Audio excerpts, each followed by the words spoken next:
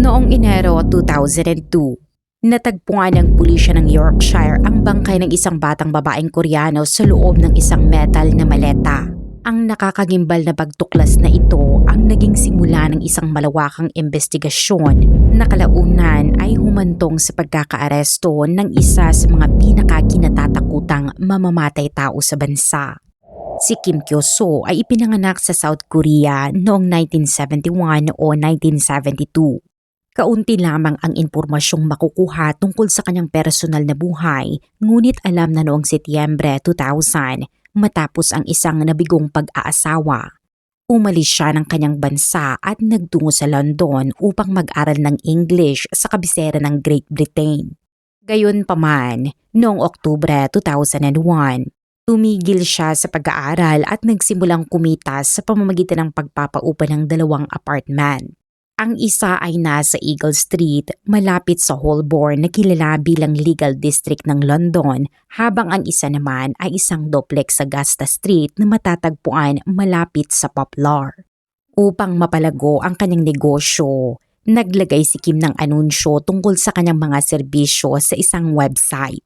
Karamihan sa kanyang mga nangungupahan ay mga dayuhang estudyante at marami sa kanila ay kapwa niya Koreano.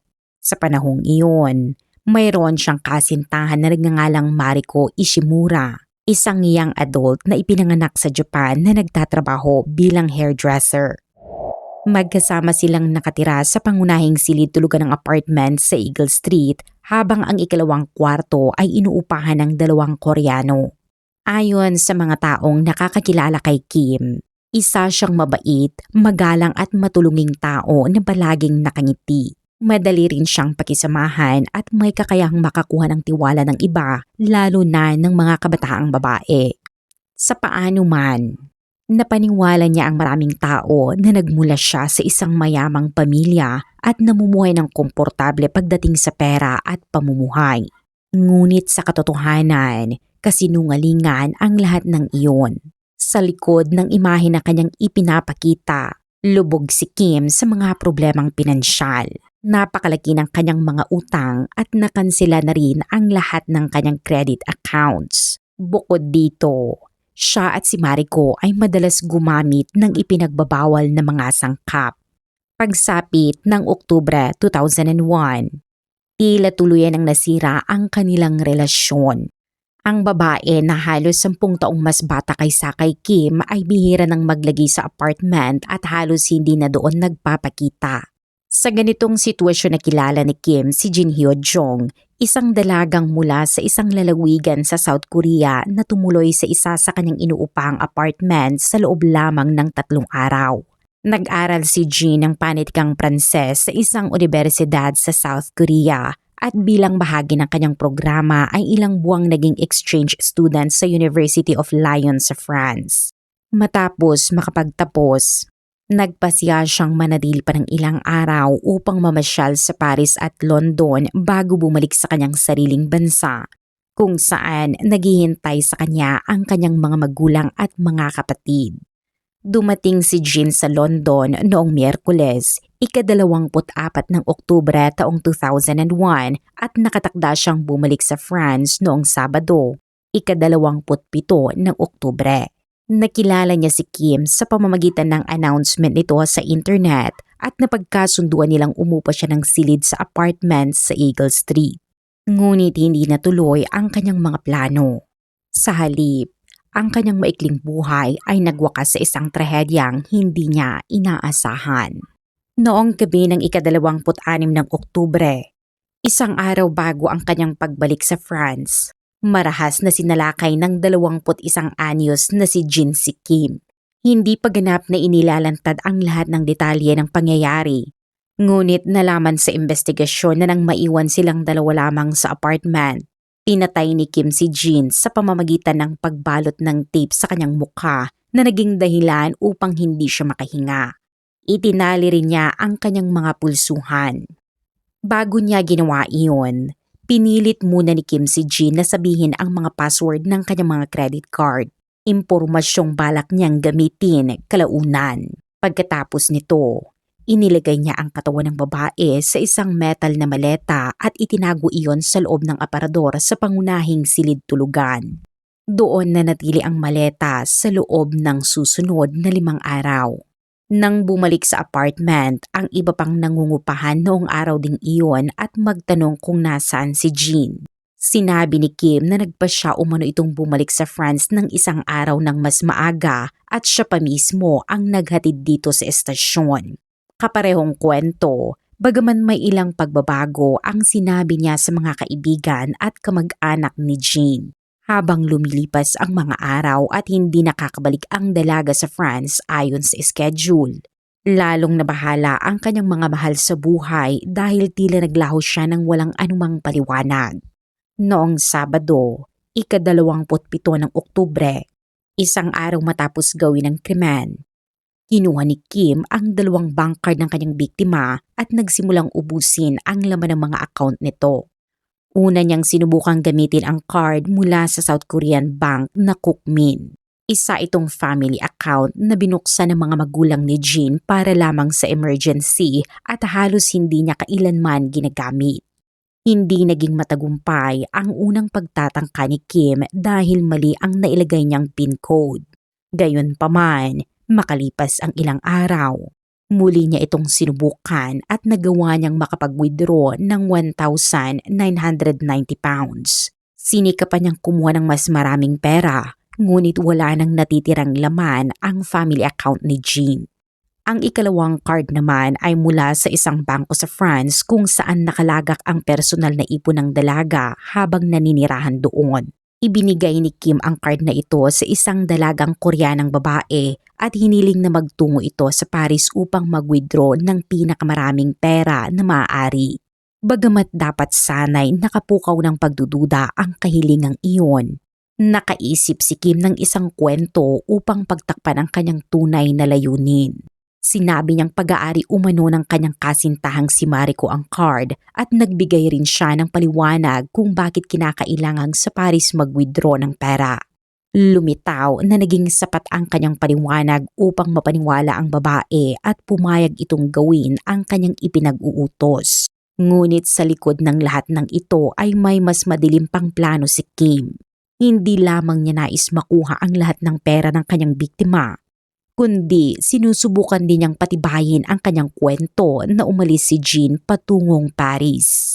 Para magmukhang totoo ang kanyang sinasabi, kailangan niyang lumikha ng mga palatandaang magpapakita na ginagamit pa rin ni Jean ang kanyang bank card sa kabisera ng France. Nais ni Kim na mag-iwan ng maling bakas para sa mga otoridad na tiyak na magsisimula ng investigasyon sa biglaang paggawala ng estudyante.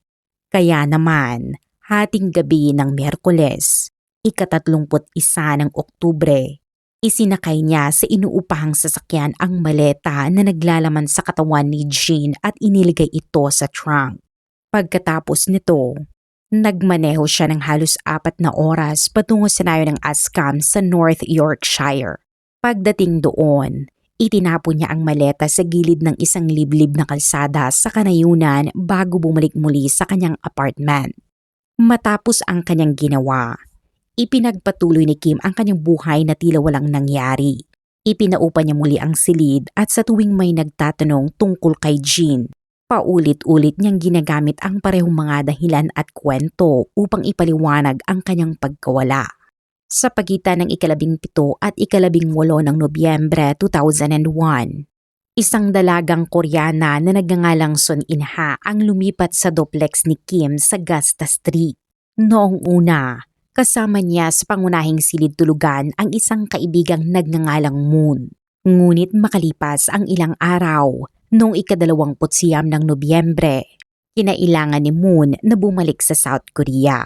Dahil dito ay naiwan si Son na mag-isang naninirahan sa apartment. Inilarawan ng mga nakakakilala kay Son bilang isang palakaibigan at palaging nakangiting babae. Sa kanilang pamilya, itinuring siya bilang isang huwarang anak. May magkakaibang ulat tungkol sa kanyang pag-aaral. Ayon sa sanggunian, nag-aral siya ng hotel management sa London, habang ayon naman sa iba, Nag-aral siya sa isang unibersidad sa Korea at nagtungo lamang sa London upang matuto ng English. Habang naninirahan sa duplex, naging magkaibigan sina Son at Kim at unti-unting naging malapit sa isa't isa. Gayunpaman, hindi malinaw kung nagkaroon ba sila ng romantikong relasyon. May ilang taong nakakita sa kanilang pakikitungo na nagsabing para lamang silang magkapatid. Bukod dito, sinabi rin ng isang kaibigan ni Son na minsan ay nabanggit ng dalaga na tila may paghanga si Kim sa kanya. Ngunit hindi niya kailanman ipinahiwatig na pareho sila ng nararamdaman. Sa kabila nito, noong ika-3 ng Disyembre taong 2001, pinakiusapan ni Kim ang lahat ng naninirahan sa apartment sa Eagle Street na lisanin ang lugar. Kasama rito si Mariko na wala na rin naman niyang relasyon sa panahong iyon. Pagkatapos nito, iniwan ni Kim ang apartment at lumipat sa duplex sa Augusta Street kung saan nakatira si Son. Sa mga sumunod na araw, naging malapit pa rin sila sa isa't isa at walang ideya ang dalaga na sa likod ng anyo ng isang mabait na lalaki ay may nakatagong napakadilim na katotohanan. Ang huling pagkakataong nakita si Son ng buhay ay noong ika-7 ng Disyembre habang kumakain sila ni Kim sa isang Korean restaurant. Hindi niya alam na sa loob lamang ng ilang oras ay haharap siya sa isang trahedyang hindi niya kailanman inasahan. Tulad ng ginawa niya kay Jean ilang buwan bago nito, sinamantala ni Kim ang pagkakataong makatulog ang biktima. Gumamit siya ng tape upang itali ang mga pulsuhan at kamay nito saka naglagay ng medyas sa bibig at tinakpan ang bibig at ilong. Dahil dito, nahirapan sa paghinga ang 22 anyos na si Son hanggang sa tuluyang mawalan ito ng buhay. Gaya rin ng dati niyang ginawa, tiniyak muna ni Kim na makuha ang mga impormasyon tungkol sa mga bank account ng kanyang biktima bago niya isinagawa ang susunod na bahagi ng kanyang plano. Pagkatapos nito, itinago niya ang katawan ni Son sa isang aparador sa pasilyo ng duplex. Isinara at sinelyuhan niya ito upang walang sino man ang madaling makabukas. Nanatili roon ang katawan ng dalaga sa loob ng ilang buwan. Kapag may nagtatanong tungkol kay Son, sinasabi ni Kim na nakahanap ito ng trabaho sa isang hotel at doon na rin umano pansamantalang naninirahan dahil may ibinigay na tirahan ang kanyang pinapasukan. Mayroon ding 2 bank account si Son. Ang isa ay nasa NatWest habang ang isa naman ay nasa Korean bank na Kookmin, isang family account na inilaan para sa mga emergency at minsan lamang niyang nagamit. Ginamit ni Kim ang NatWest card upang mag-withdraw ng 240 pounds mula sa isang ATM. Ang perang iyon ay ginamit niya upang bumili ng tiket patungong Toronto, Canada noong ika-13 ng Disyembre. Bago siya umalis ng bansa, ginamit din niya ang Korean bank card ni Son at nakakuha ng kabuang 1,200 pounds. Nakapunta si Kim sa Toronto nang walang naging hadlang. Pagdating doon, umupa siya ng isang apartment at muling nagsimulang magpaupa ng silid, eksaktong kapareho ng negosyong ginagawa niya noon sa London. Plano niyang manatili sa Canada ng 1 o 2 taon at sa mga panahong iyon ay tila nakaligtas siya sa mga magiging kahihinatnan ng 2 kakilakilabot na krimen na kanyang ginawa. Ngunit hindi pa doon nagtatapos ang kwento. Habang ipinagpapatuloy ni Kim ang kanyang buhay matapos ang pagkawala ni Jean at ang pagtatapon sa kanyang katawan sa loob ng isang maleta, hindi naman tumigil ang mga mahal sa buhay ng dalaga sa paghahanap sa kanya. Nang hindi siya makabalik mula sa England sa itinakdang panahon, nakipag-ugnayan ang kanyang mga kaibigan sa France sa kanyang mga kamag-anak sa South Korea. Dahil wala pa ring makuhang impormasyon tungkol sa kanya, nag-post ang kapatid ni Jean ng kanyang detalye sa isang Korean website na nakalaan para sa mga nawawalang tao. Doon ito napansin ng isang Korean police officer na noon ay nag-aaral sa University of London. Agad na nakuha ng kaso ang kanyang pansin dahil ilang araw bago nito ay may ulat tungkol sa pagkakatuklas sa bangkay ng isang dalagang Asyano o may pinagmulan sa silangang Asya na natagpuan sa loob ng isang maleta. Naganap ang pagkakatuklas na iyon noong 18 ng Nobyembre. Gayunpaman, kalaunan ay nalaman na unang nakita ang maleta halos 2 linggo bago pa ito naiulat. Dahil nasa isang liblib na lugar ito sa kanayunan kung saan kakaunti lamang ang mga residente. Walang agad na nagbigay alam sa mga otoridad. Nagbago lamang iyon nang subukan ng isang lokal na residente na buhatin ang maleta. Nang mapansin niyang hindi niya ito halos maigalaw dahil sa bigat nito, nakaramdam siya ng pagdududa at nagpasya itong ipaalam sa pulisya. Dumating ang mga pulis sa lugar kinagabihan at nang tutukan nila ng flashlight ang maleta ay may napansin silang mga mata at buhok ng tao sa loob nito. Agad naman na dinala ang maleta sa morgue ng Yorkshire upang masuri ng mabuti. Doon nila natuklasan ang katawan ng isang dalaga na halos walang suot maliban sa isang bra. Napag-alaman din na ang biktima ay may taas na mahigit lamang sa 150 centimeters at ang kanyang mga braso, binti at ulo ay nakabalot sa tape. Mabilis na napansin ng mga investigador ang isang kakaibang detalye tungkol sa ginamit na tape. Hindi ito ordinaryong tape, kundi isang dekoratibong dark blue tape na may natatanging disenyo ng mga mukha ng lalaki. Kalaunan, natuklasan nilang ito ay isang espesyal na tape na idinisenyo ng mga artist na sina Gilbert at George. Inilabas ito noong Setyembre taong 2000 at ibinenta lamang sa mga Tate Galleries sa London, Liverpool at Cornwall. Napag-alaman din ng mga otoridad na humigit kumulang 850 pieces lamang ng tape na iyon ang naibenta. Mahalagang impormasyon ito na kalaunan ay magiging malaking bahagi ng investigasyon.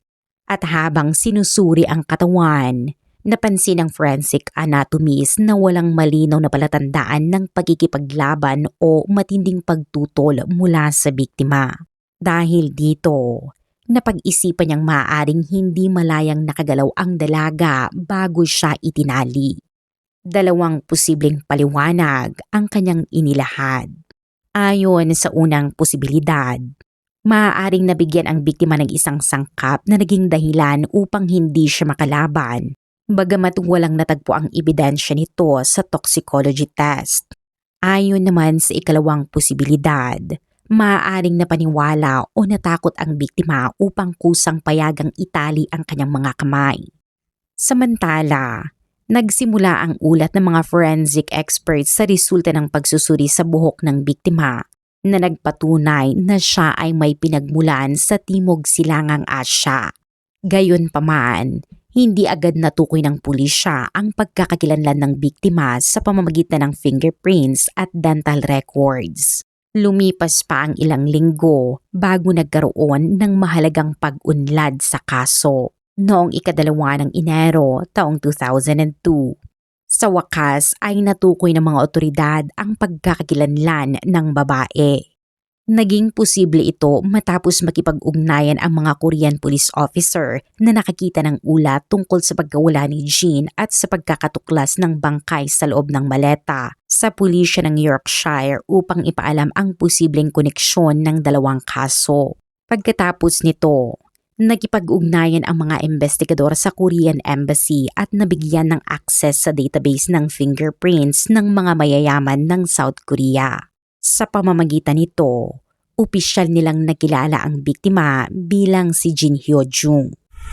Samantala, ilang linggo bago nito, noong 18 ng Disyembre 2001, naiulat na rin ang pagkawala ni Son In-ha matapos mabigo ang kanyang mga kaibigan na makipag-ugnayan sa kanya.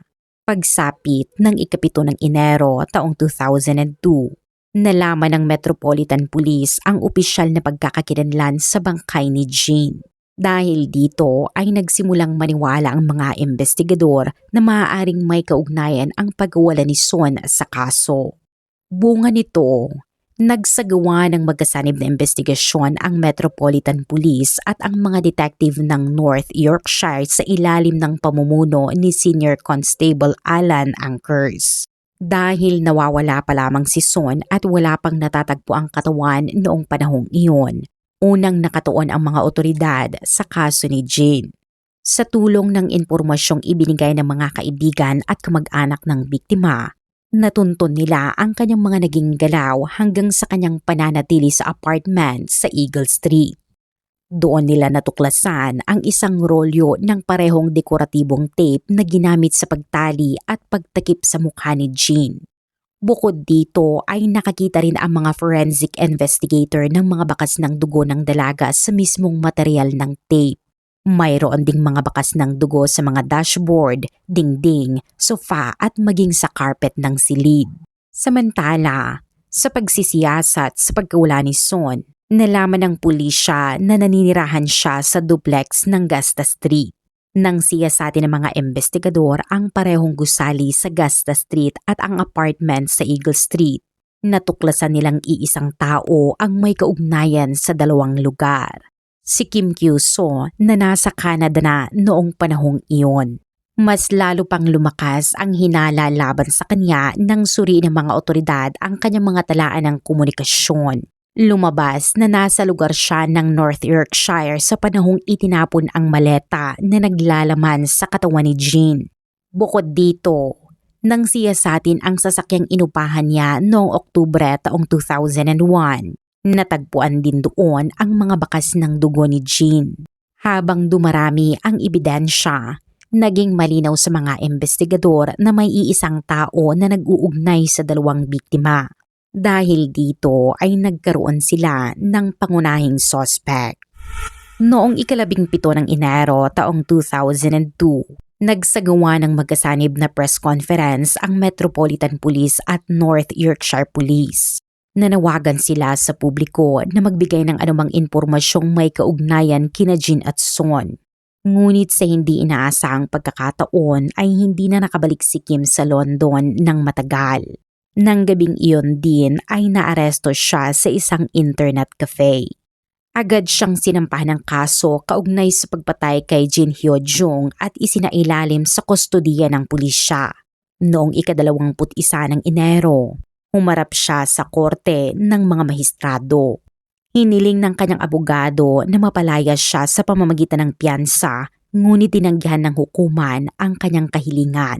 Dahil dito, nanatili siyang nakakulong habang hinihintay ang susunod na pagdinig na nakatakdang magsimula sa ika-28 ng buwan. Gayunpaman, gaya ng madalas na mangyari sa mga kasong may komplikadong investigasyon, ipinagpaliban ang petsa ng paglilitis. Samantala, nagpapatuloy pa rin ang paghahanap sa nawawalang si Son. Noong 14 ng Marso taong 2012, isang manggagawa sa konstruksyon na nagngangalang Paul Mihan ang nagsasagawa ng pagkukumpuni sa banyo ng duplex sa Gasta Street. Habang siya ay nagtatrabaho, napansin niyang napakaraming langaw ang lumalabas mula sa isa sa mga panel ng dingding. Dahil sa kakaibang pangyayaring iyon, nakaramdam siya ng pagdududa at agad niyang ipinaalam ito sa mga otoridad. Kinabukasan, bumalik ang mga pulis sa bahay at nagsagawa ng mas masusing inspeksyon. Sa pasilyo ng duplex ay nakita nila ang isang aparador na mahigpit na nakaselyo. Sa loob nito ay may tampak na mga damit na may matinding amoy.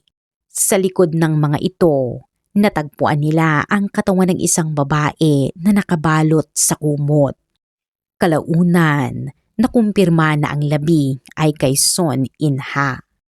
Nakapunta na pala ang mga pulis sa duplex noong 7 ng Enero taong 2002 bilang bahagi ng unang yugto ng investigasyon. Gayunpaman, noong panahong iyon ay natagpuan lamang nila ang ilang damit na nag-uugnay sa unang biktima. Hindi nila napansin ang nakatagong aparador na pinaglagyan ng ikalawang biktima. Makalipas ang ilang panahon, natuklasan din ng mga forensic examiner na ang dekoratibong tape na nakabalot sa mukha at mga kamay ni Son ay kapareho ng tape na ginamit sa kaso ni Jean. Sa kaso ni Son, napag-alaman na napakahigpit ng pagkakabalot sa ibabang bahagi ng mukha. Dahil sa matinding presyon, nagkaroon ng matinding pagbabago sa kondisyon ng kanyang mukha nang matagpuan ang kanyang mga labi. Mahalagang banggitin na walang natagpuang ebidensya na nagpapakitang ang alinman sa dalawang biktima ay nakaranas ng sexual na pag-atake. Nagsagawa rin ang mga investigador ng karagdagang DNA testing sa mga bagay na natagpuan sa loob ng aparador. Doon nila natuklasan ng ilan sa mga nakatagong gamit, kabilang ang mga damit at isang pares ng sapatos ay pag-aari rin ni Jin Hyo Jung. Ang pagkakatuklas na ito ay lalo pang nagpatibay sa paniniwala ng mga otoridad na si Kim ang may direktang kaugnayan sa pagkawala at pagkamatay ng parehong kababaihan at na ang dalawang kaso ay bahagi ng iisang investigasyon. Noong ika-4 ng Abril taong 2002, formal na sinampahan si Kim ng kaso kaugnay sa pagkamatay ni Son.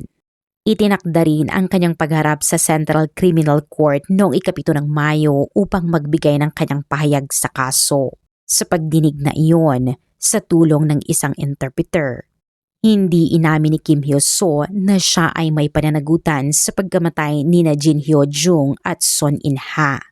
Bagamat unang itinakda ang paglilitis para sa ika-30 ng Setyembre ng parehong taon, noong Marso taong 2003 patuluyang humarap ang nasasakdal sa korte. Sa panahon ng cross-examination, tumanggi si Kim na sagutin ang mga tanong na ibinabato sa kanya. Kalaunan, pinili rin niyang huwag magbigay ng sariling testimonya sa harap ng hukuman.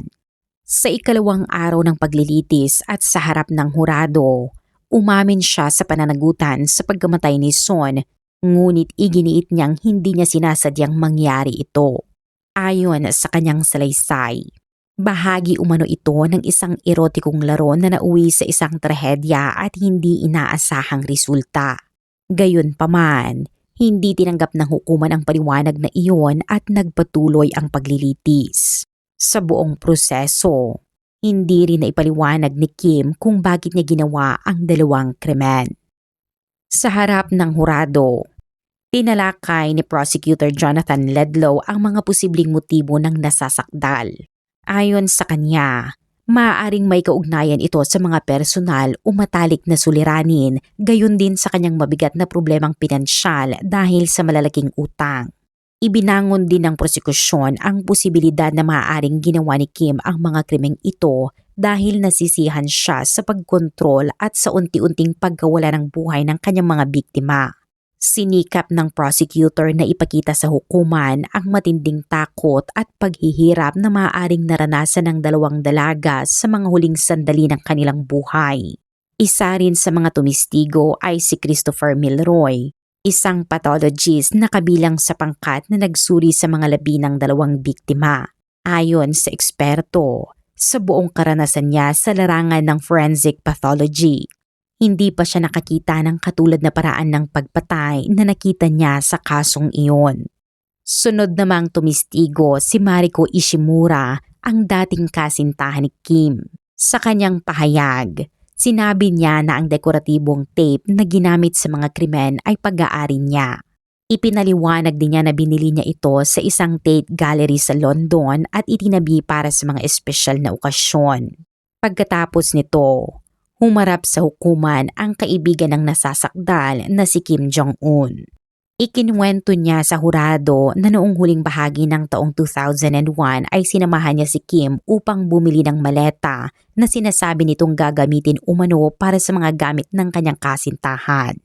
Gayunpaman, ayon sa saksi, wala silang nabili noong araw na iyon dahil masyadong mahal ang mga nakita nilang maleta. Sa wakas, noong ika-25 ng Marso taong 2003, naglabas ng hatol ang hukuman. Napatunayang nagkasala si Kim Kyo Soo sa pagkamatay ng dalawang batang estudyante at hinatulan siya ng 2 habang buhay na pagkakakulong. Matapos ipahayag ang sentensya, kinausap ng hukom ang nasasakdal at inilarawan ang kanyang mga ginawa bilang labis na malupit. Ayon sa hukom, kinitil ni Kim ang buhay ng 2 inosenteng tao na nagtiwala sa kanya at itinuring siyang kaibigan. Idinagdag pa niya na isinagawa ang mga krimen sa paraang nagdulot ng matinding paghihirap sa mga biktima bago sila mawalan ng buhay. Sa pagtatapos ng kasong ito, Nananatiling isa ito sa mga pinakakilalang serial murder investigations na kinasangkutan ng mga dayuhang estudyante sa United Kingdom. Ang kaso ay hindi lamang naglantad ng mga krimeng ginawa ni Kim Kyu-soo, kundi nagpakita rin kung paano nagtagumpay ang magkatuwang na investigasyon ng mga otoridad mula sa iba't ibang bansa upang mabigyang hustisya ang dalawang kabataang babae na naglakbay lamang upang mag-aral at tuparin ang kanilang mga pangarap.